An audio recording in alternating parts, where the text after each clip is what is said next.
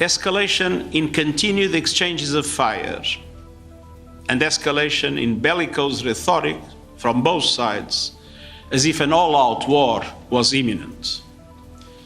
The risk for the conflict in the Middle East to widen is real and must be avoided.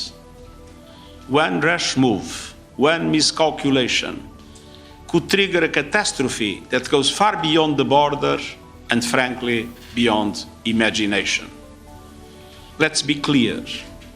The people of the region and the people of the world cannot afford Lebanon to become another Gaza. On both sides of the blue line, many lives have already been lost. Tens of thousands of people have been displaced, and homes and livelihoods have been destroyed. Bushfires sparked by explosions are further devastating communities and the environment. Unexploded ordnance and remnants of war litter the landscape.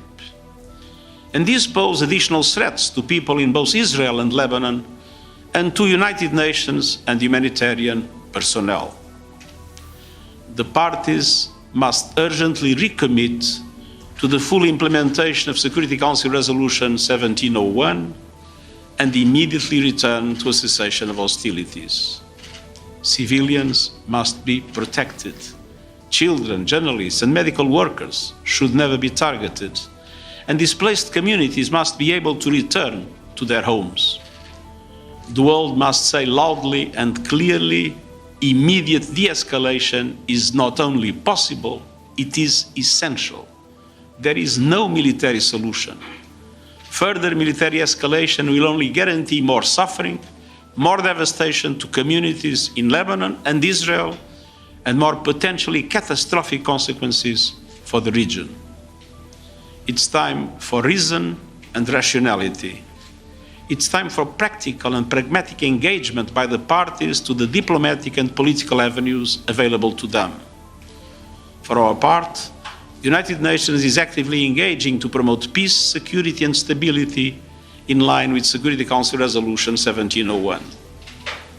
UN peacekeepers, UNIFIL, are on the ground, working to de-escalate tensions and help prevent miscalculation in an extremely challenging environment.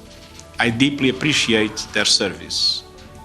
The cessation of hostilities and progress towards a permanent ceasefire is the only durable solution.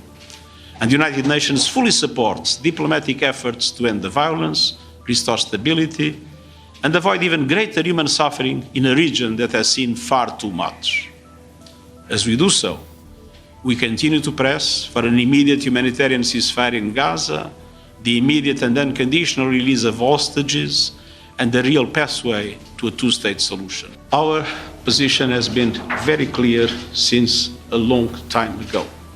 We need an immediate ceasefire, as we need an immediate release of hostages. Going on with a military operation that has a dramatic impact on civilians is not solving any problem.